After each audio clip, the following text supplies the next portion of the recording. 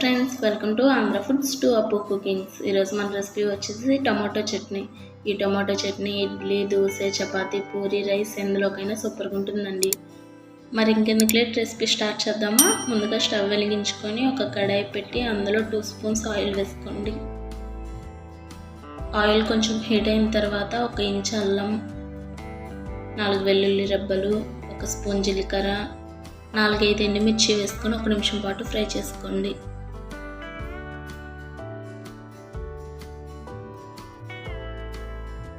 ఎండుమిర్చి కొంచెం ఫ్రై అయిన తర్వాత 3 మీడియం సైజ్ టమాటాలు ఇలా కట్ చేసుకొని వేసుకోండి.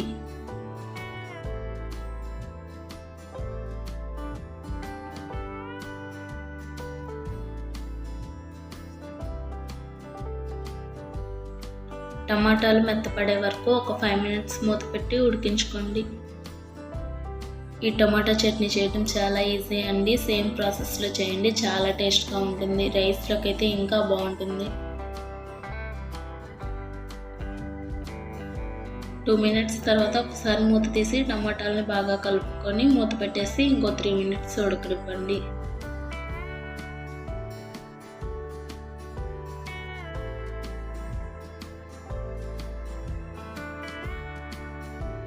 చూస్తున్నారు కదా, 5 మినిట్స్ తర్వాత టమాటాలు అనేవి ఎంత మెత్తగా ఉడికిపోయాయో. నేను ఈ చట్నీ రైస్లో వేసుకొని తిన్న తర్వాత నాకు ఒక పాట గుర్తొచ్చిందండి. ఆ పాట ఏంటో పాడినా, ఆహా ఏమి రుచి అనరామై మరచి. ఈ పాట నాది కాదండో, ఎవరో రాశారు, నేను పాడానంతే. ఇంతకు పాట ఎలా ఉందో కామెంట్ సెక్షన్లో కామెంట్ చేయడం మర్చిపోకండి.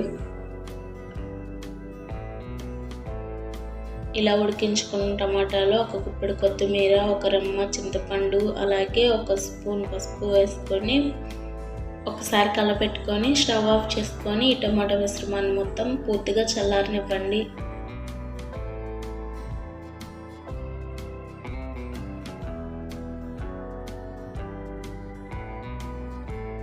ఉడికించిన టమాటా పూర్తిగా చల్లారిపోయిన తర్వాత ఒక మిక్సీ జార్ తీసుకొని ఆ టమాటా మిశ్రమాన్ని అందులో వేసుకోండి. అలాగే రుచికి సరిపడా సాల్ట్ వేసుకొని మూత పెట్టేసి మెత్తని పేస్ట్ లాగా గ్రైండ్ చేసుకోండి. చూడండి, ఇక్కడ నేను వీడియోలో చూపిస్తున్న విధంగా మెత్తని పేస్ట్ లాగా గ్రైండ్ చేసుకోండి. నెక్స్ట్ ఈ చట్నీ పోపు పెట్టుకోవాలి కదా, అందుకోసం స్టవ్ వెలిగించుకొని ఒక కడాయి పెట్టి 1 స్పూన్ ఆయిల్ వేసుకోండి. ఆయిల్ కొంచెం హీట్ అయిన తర్వాత 1 స్పూన్ పోపు దినుసులు వేసుకొని అలాగే 2 ఎండుమిర్చి ఇలా కట్ చేసి వేసుకోండి.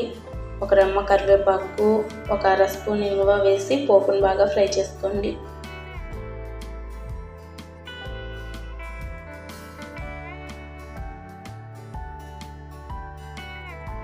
పోపు దినుసులు, ఎండుమిర్చి ఇలా ఫ్రై అయిన తర్వాత మనం ముందుగా గ్రైండ్ చేసి పెట్టుకున్న టమాటా పేస్ట్ కూడా అందులో వేసి కలుపుకోండి. కొంతమంది చట్నీలు చేసేటప్పుడు గ్రైండ్ చేసుకున్న చట్నీ ఒక గిన్నెలోకి తీసుకొని ఈ పోపును తీసుకెళ్ళి ఆ చట్నీలో కలిపేస్తారు. అలా కాకుండా ఒకసారి ఇలా ట్రై చేయండి, చాలా బాగుంటుంది. ఈ టమాటా చట్నీ అనేది ఎక్కువ ఫ్రై అవ్వాల్సిన అవసరం లేదండి, ఎందుకంటే మనం ముందే టమాటాలను బాగా ఉడికించుకున్నాం కదా. ఇలా ఫ్రై అయితే సరిపోతుంది. ఇంకా స్టవ్ ఆఫ్ చేసుకొని సర్వింగ్ బౌల్లో సర్వ్ చేసుకోండి. వేడివేడిగా ఇడ్లీ, దోశ, పూరి, చపాతీ, రైస్ ఎందులోకైనా కాంబినేషన్ బాగుండి టమాటా చట్నీ రెడీ. మీకు కనుక నా వీడియోస్ నచ్చితే ఒక లైక్ చేయండి. అలాగే మీరు కనుక మన ఛానల్ని కొత్తగా చూస్తున్నట్లయితే సబ్స్క్రైబ్ చేసుకొని పక్కనే ఉన్న బెల్ ఐకాన్ని యాక్టివేట్ చేసుకోండి.